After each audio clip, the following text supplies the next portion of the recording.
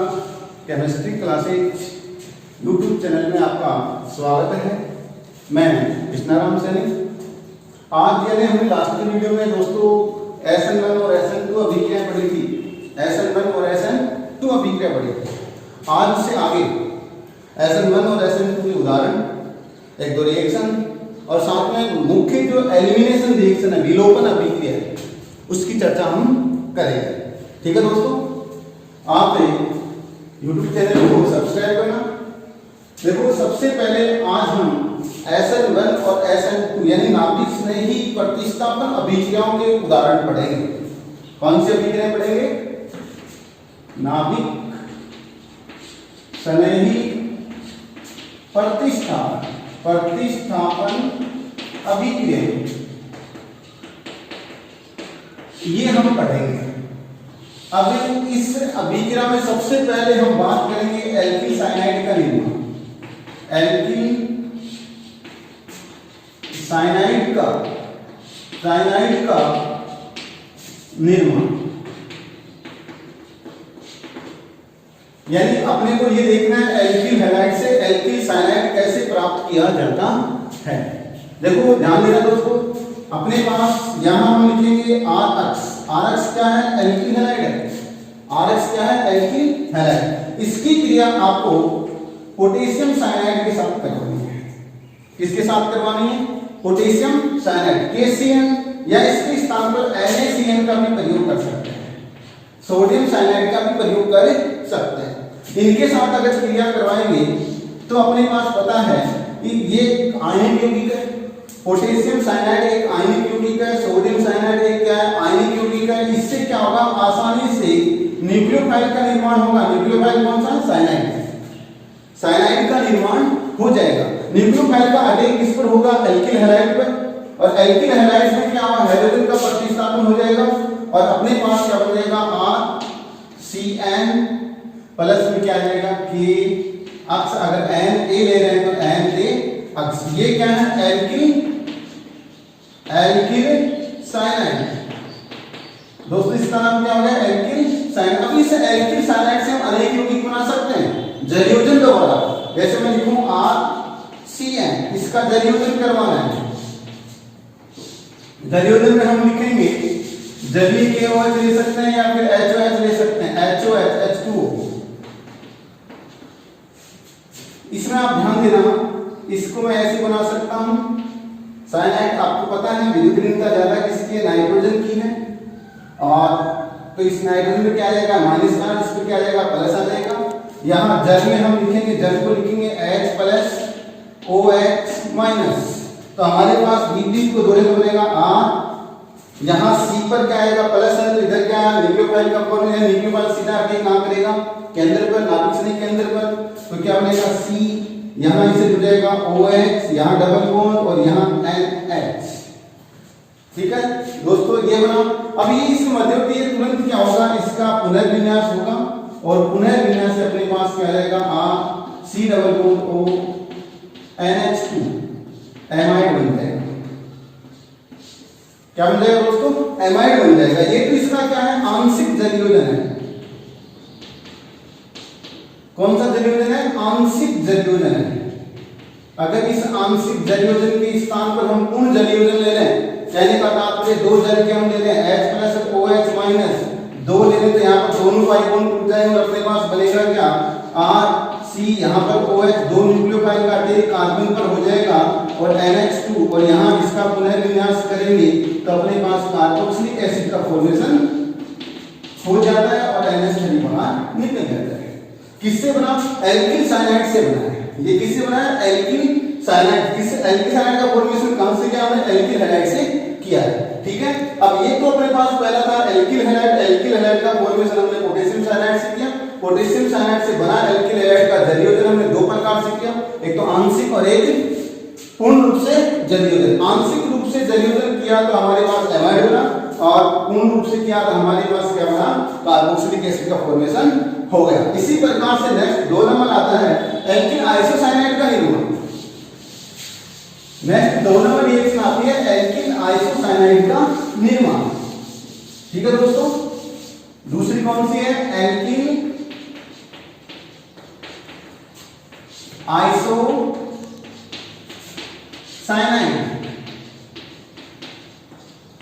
का निर्माण। देखो एल्किल हैलाइड, इसकी क्रिया इस बार किससे करवानी है? AgCN से करवानी है, सिल्वर साइनाइड से करवानी। याद रखना पोटेशियम साइनाइड था, आयनिक कंपाउंड था, उसमें न्यूक्लियोफाइल का फॉर्मेशन आसानी से हो गया था। अब हमारे पास ये कैसा है? सहसंयोजी कंपाउंड है, सहसंयोजी है। अब सहसंयोजी यौगिक है तो इसमें क्या होगा? जो बंध का वियोजन है उसमें क्या होगा? जो बंध के वियोजन से यहाँ पर मुक्त मूल है, यहाँ मुक्त तो कार्बन के पास एक ही इलेक्ट्रॉन बचा, जो क्या है न्यूक्लियोफाइल के रूप में कार्य न करके यहाँ पर क्या हो जाएगा? नाइट्रोजन के जो लोन पेयर हैं वो सीधे अटैक करेंगे कहाँ? न्यूक्लियोफाइल केंद्र पर कार्य अटैक करेंगे और अपने पास क्या बन जाएगा? R सीधा नाइट्रोजन बंध बनाएगा, फिर अपने पास क्या आएगा? कार्बन। Alkyl isocyanide. दोस्तों ये इंपॉर्टेंट क्वेश्चन बनता है, कई बार ऐसा पूछ लेता है क्या होता है, क्वेश्चन पूछता है क्या होता है जब क्या एल्किल हैलाइड की क्रिया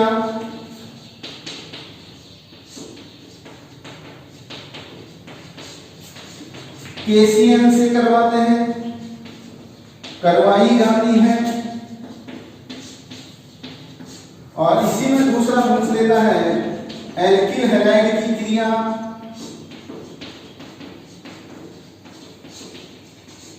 AgCN से करवाई जाती है।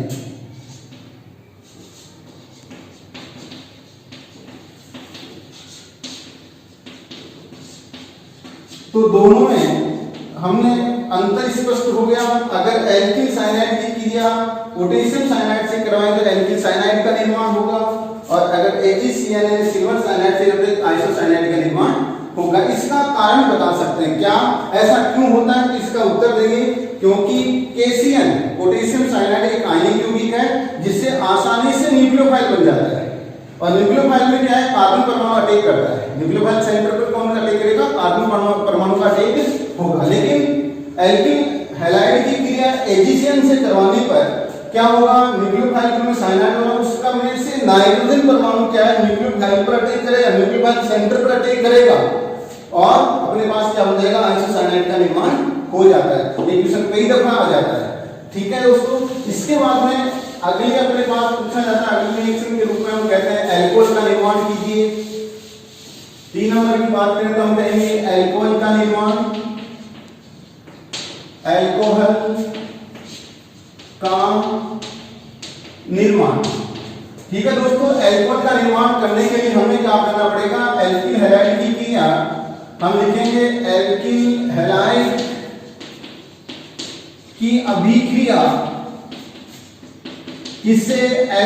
जलीय KOH, जलीय KOH या फिर AgOH या फिर Ag2O, हालांकि इससे ईथर बनेगा, के साथ संपन्न करवाते हैं तो अल्कोहल का निर्माण होता है।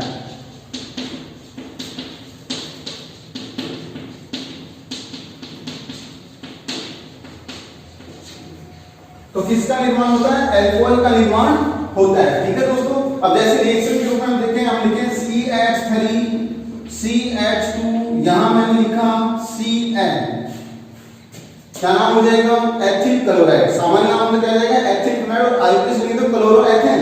इसकी क्रिया आपको जलीय KOH किसके साथ करवानी है? जलीय KOH के साथ करवानी। ध्यान देना दोस्तों, अगर यहाँ पर अल्कोहलिक KOH काम में ले लेंगे, यानी जलीय के स्थान पर अल्कोहलिक ले लेंगे तो विलोपन अभिक्रिया होती है। लेकिन यहाँ हम क्या ले रहे हैं? जलीय KOH काम में ले, तो K पर प्लस आएगा, OH पर क्या आएगा? नेगेटिव, और ये यहाँ पर माइनस, तो यहाँ पर क्या आएगा? प्लस। ये न्यूक्लियोफाइल सीधा न्यूक्लियोफाइल सेंटर पर अटैक कर लेगा और अपने पास जो कंपाउंड बनेगा वो बनेगा CH3 CH2 OH plus KCl। ये क्या हो गया? ये क्या है? अल्कोहल का निर्माण होता है। अगर यही अभिक्रिया AgOH के साथ कर है तो यहाँ पर क्या आ जाएगा, HCl बन जाएगा और जल बन जाएगा। अगर इसी को यही रिएक्शन हम कहें, अपने पास ले लें CH3 CH2 Cl और एक को ले लें Cl CH2 CH3, यानी दो अणु ले लें इसके, इसकी क्रिया आपने करवा दी Ag2O के साथ, तो Ag2O के साथ करवाएं तो अपने पास क्या होगा, ईथर का निर्माण होगा और साथ में 2AgCl का फॉर्मेशन हो जाएगा। ये क्या है, ईथर बनाने की विलियमसन संश्लेषण विधि है, यानी ईथर का निर्माण भी इससे किया जा सकता है। इसी प्रकार से हम बात करें आगे नेक्स्ट 3 नंबर रिएक्शन के बाद 4 नंबर की बात करें तो इसमें सबसे इंपॉर्टेंट एक रिएक्शन आती है 4 नंबर रिएक्शन के रूप में हम लिखेंगे क्रीडल-क्रॉफ्ट अभिक्रिया जानेंगे। ठीक है दोस्तों, कौन सी अभिक्रिया, क्रीडल-क्रॉफ्ट अभिक्रिया, जो इंपॉर्टेंट है, कई दफा एग्जाम में पूछी जाती है, कई दफा अपने क्या है क्वेश्चन सामने आ जाता है। नेक्स्ट रिएक्शन है क्रीडल-क्रॉफ्ट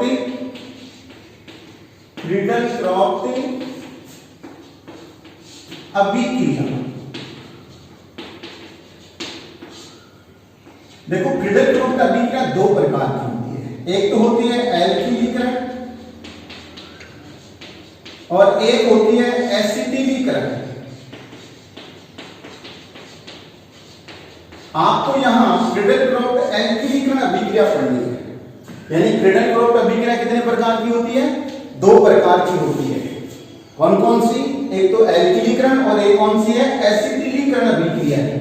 एक तो कौन सी है, एल्किलीकरण और एक कौन सी है, एसिटिलीकरण है। आपको यहाँ एल्किलीकरण अभिक्रिया पढ़नी है, मतलब ये हो गया बेंजीन की अभिक्रिया अगर एल्किल हैलाइड के साथ करवाते हैं, बेंजीन की अभिक्रिया एल्किल हैलाइड के साथ करवाते हैं लुईस अम्ल की उपस्थिति क्या लेनी है, लुईस अम्ल, क्या लेना है, लुईस अम्ल की उपस्थिति में करवाएंगे तो एल्किल समूह का योग बेंजीन पर हो जाता है और एल्किल बेंजीन का निर्माण होता है। एल्किल समूह का योग बेंजीन पर हो जाता और क्या प्राप्त होता है, एल्किल बेंजीन का निर्माण होता है। ये क्या है, हमारे पास हम कहें कि ये इलेक्ट्रॉन संलयन का उदाहरण है, तो हम बात करते हैं, जैसे मैं ले लेता हूं बेंजीन, ये हमारे पास क्या है, बेंजीन है। इसकी क्रिया आपको करवानी है एल्किल हैलाइड के साथ। कोई भी एल्किल हैलाइड ले लो, प्राथमिक ले लो, द्वितीयक ले लो, तृतीयक ले लो, हालांकि क्रियाशीलता में तृतीयक तीव्र है, ज्यादा क्रियाशीलता तृतीयक 3 डिग्री की है और 1 डिग्री की क्या सबसे कम क्रियाशील है। इसलिए आप ध्यान दें, आपको जैसे हम यहां ले लिया CH3 CH3 CH3 और CH, ये हमने ले लिया।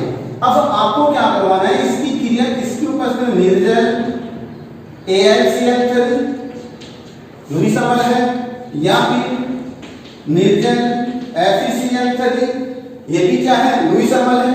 इसके साथ करवाएंगे तो अपने पास क्या होगा, जो एल्किल समूह है वो बेंजीन से जुड़ जाएगा। यहाँ पर एल्किल समूह क्या है, तृतीयक द्वितीयक है, वो सीधा किससे जुड़ जाएगा, बेंजीन से, और प्लस में क्या बन जाएगा, HCl का फॉर्मेशन हो जाएगा। अब देखो ये अभिक्रिया नाभिक से नहीं है, इलेक्ट्रॉन से नहीं है। कौन सी अभिक्रिया है, इलेक्ट्रॉन से नहीं। कैसे, इसकी क्रिया विधि जानते हैं, किस प्रकार से अभिक्रिया संपन्न होती है। तो देखो क्रिया विधि की बात करें दोस्तों, क्रिया विधि में अपने को ये ध्यान देना है कौन सा बंध, कैसे टूटेगा, कब टूटेगा और क्या मध्यवर्ती प्रोडक्ट बनेंगे, कितने स्टेप से अभिक्रिया संपन्न होगी। तो क्रिया विधि सबसे पहले जो अपने पास एल्किल हैलाइड है, कौन, एल्किल हैलाइड है, उसकी क्रिया आप लुईस अम्ल के साथ करवाएंगे। किसके साथ करवाएंगे, लुईस अम्ल के साथ करवाएंगे। तो अपने पास इलेक्ट्रॉन स्नेही केंद्र का, इलेक्ट्रॉन स्नेही अभिकर्मक का निर्माण होता है। हम क्या लिखेंगे, CH3 CH3 CH3, यहां पॉजिटिव चार्ज, प्लस हम लिखेंगे AlCl फॉर नेगेटिव। अब ये जो इलेक्ट्रॉन स्नेही केंद्र है, इलेक्ट्रॉन स्नेही अभिकर्मक है, इसका योग बेंजीन के, जहां इलेक्ट्रॉन घनत्व ज्यादा होता है वहां प्रदेश में कहता हूं, यहां पर H पहले से जुड़ा है, आपने योग करवा दिया, तृतीयक ब्यूटेन, कार्बोकेटायन या कार्बन का निर्माण योग करेंगे सीधा यहाँ अटैक करेगा तो अपने पास एक मध्यवर्ती कंपाउंड बनेगा। यहाँ हम लिखेंगे H, यहाँ CH3, CH3 और CH3। यहाँ पर क्या आ जाएगा, हम कहें बंद है तो यहाँ पॉजिटिव चार्ज ये बन जाएगा। अब इससे क्या होगा कि अनस्टेबल कंपाउंड है, ये स्टेबिलिटी क्या है ना, ये अनस्टेबल है तो क्या है, ये तुरंत क्या है रेजोनेंस दर्शाएगा। अनुनाद के द्वारा इस टाइप को करना चाहेगा, ये इलेक्ट्रॉन यहाँ देगा तो धनात्मक क्या चार्ज है वो क्या हो जाएगा, कम हो जाएगा और अपने पास अनुनादी स्ट्रक्चर क्या हो जाएगी, इसका फॉर्मेशन हो जाता है। यहाँ पर पॉजिटिव चार्ज और ये अनुनादी स्ट्रक्चर इस प्रकार से और अनुनादी संरचना इसकी बन सकती हैं।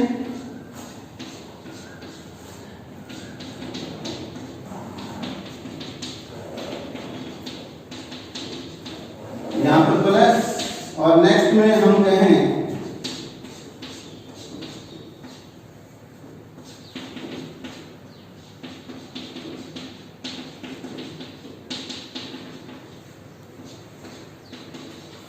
इस बंद के लिए तुम यहाँ तो यहाँ पॉजिटिव और इस बंद के लिए तुम यहाँ तो यहाँ पर पॉजिटिव। और नेक्स्ट में हम कहें कि अपने पास हाइड्रोजन यहाँ से मुक्त हो जाता है ये और अपने पास बन जाता है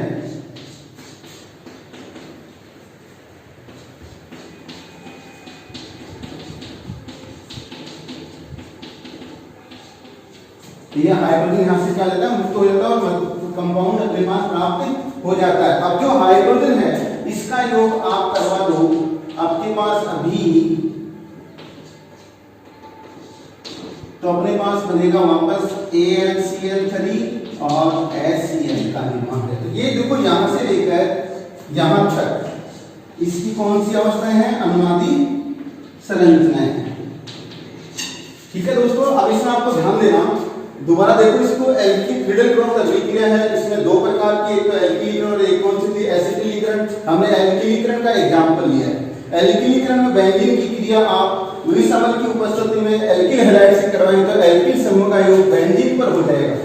ठीक है दोस्तों, इसी प्रकार से हम इसकी अभिक्रिया तृतीयक ब्यूटील क्लोराइड के साथ करवाई तो अपने पास क्या आ जाएगा, तृतीयक ब्यूटील बेंजीन के फॉर्मेशन का फॉर्मेशन हो जाता है। इसके बाद में एक छोटी सी रिएक्शन है जो अपना वीडियो का शीर्षक भी है, एलिमिनेशन रिएक्शन, जिसको हम अपनी भाषा में कहें तो विलोपन अभिक्रिया। दोस्तों विलोपन अभिक्रिया है, विलोपन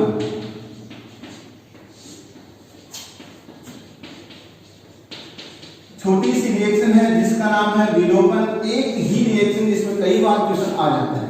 विलोपन का अर्थ होता है किसी न किसी छोटे अणु का विलोप हो जाता है, छोटे अणु का उत्सर्जन, जैसे HCl है, H2O है, NH3 है, इन छोटे छोटे अणुओं का अगर उत्सर्जन होता है बोलते हैं विलोपन अभिक्रिया होती है। इसमें क्या, जैसे मान लो मेरे पास है CH3, ये तो क्या है मैथिल समूह है, CH2 या मैं ऐसा करके यहां पर Cl लिख देता हूं। इसकी क्रिया मैं अल्कोहलिक के OH के द्वारा करवाता हूं।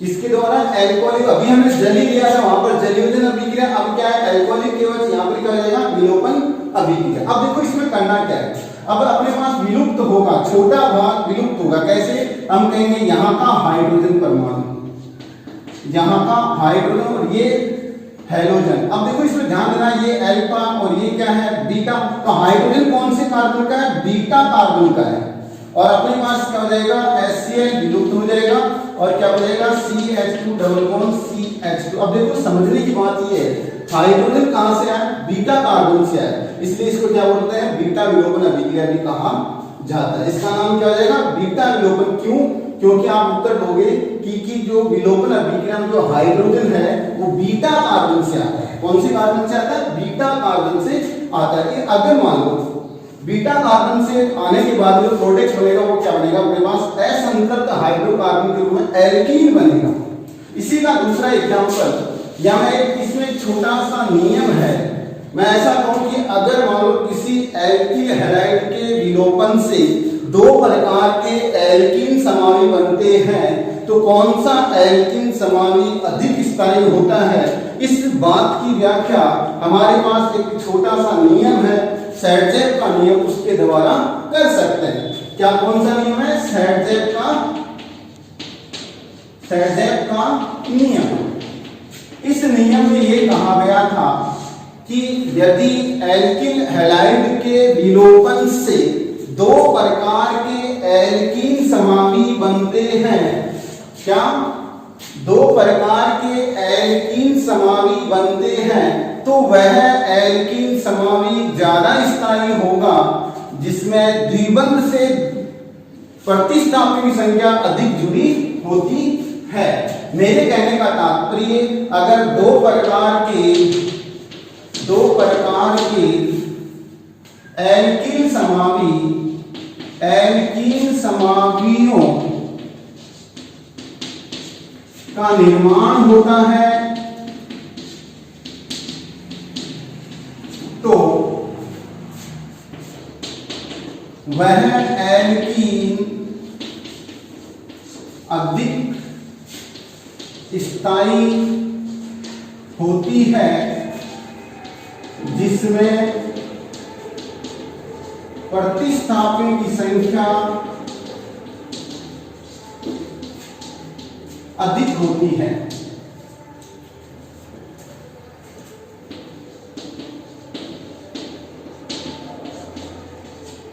जिसमें प्रतिस्थापन की संख्या क्या होती है? अधिक होती है। जैसे एग्जाम्पल के रूप में मैं लिखूं, मेरे पास है CH3 CH2 और यहां मैं लिखता हूं CH, यहां मैं लिखता हूं CH और ये मेरे पास है CH3। इसका नाम है 2-क्लोरोब्यूटेन। इसकी क्रिया आपको करवानी है जलीय अल्कोहलिक KOH से। तो देखो इसमें ध्यान देना, आपके पास दो प्रकार के एल्कीन समावी बनते हैं। कौन से? पहले कंडीशन में ऐसा कहता हूं, यहां का हाइड्रोजन ले लेता हूं तो क्या बन जाएगा? HCl, हम लिखेंगे HCl और बनेगा क्या? CH3 CH2 CH double bond CH2 1 butene, या इसको हम ब्यूटीन भी बोल सकते हैं। नेक्स्ट कंडीशन में कहता हूं यहां का H ले लेते हैं तो अपने पास क्या बन जाएगा? HCl और बनेगा CH3 CH double bond CH2 CH3 2 butene. अब दोस्तों अपने पास दो प्रकार के एल्कीन समावी बन गए। कौन कौन से बने? पहला 1 ब्यूटीन बना, दूसरा 2 ब्यूटीन बना। दोबारा समझें, 1 ब्यूटीन का फॉर्मेशन कब हुआ? जब ये हाइड्रोजन और ये Cl दोनों का विलोपन हुआ था 1 ब्यूटीन। और दूसरी कंडीशन में हमने ये लिखा ये H और ये Cl दिया तो हमारे पास क्या बना? 2 ब्यूटीन। अब देखो इसमें डबल बॉन्ड युक्त कार्बन ये है, इससे कितने प्रतिस्थापन जुड़े हुए हैं? एक। कौन सा? एथिल प्रतिस्थापन जुड़ा हुआ है। और यहां देखो डबल बॉन्ड युक्त कार्बन ये है, इससे कितने प्रतिस्थापन जुड़े हैं? 2 जुड़े हुए हैं। इसलिए ज्यादा स्टेबल कौन सा हो जाएगा? 2 ब्यूटीन हो जाएगा और कम स्टेबल कौन सा हो जाएगा? 1 ब्यूटीन हो जाएगा। ठीक है, तो इसमें क्या होगा? इसकी मात्रा ज्यादा होगी, इसकी मात्रा ज्यादा प्राप्त होगी। मैं ऐसा कह दूं कि लगभग 80% जो प्रोडक्ट प्राप्त होगा वो होगा 2 ब्यूटीन का होगा और ओनली 20% क्या हो जाएगा? 1 ब्यूटीन प्राप्त होगा। ठीक है दोस्तों, उम्मीद करता हूं आपके समझ में आया होगा। आप अपने चैनल YouTube चैनल को सब्सक्राइब करें, ज्यादा शेयर करें। धन्यवाद, जय हिंद। ओके दोस्तों।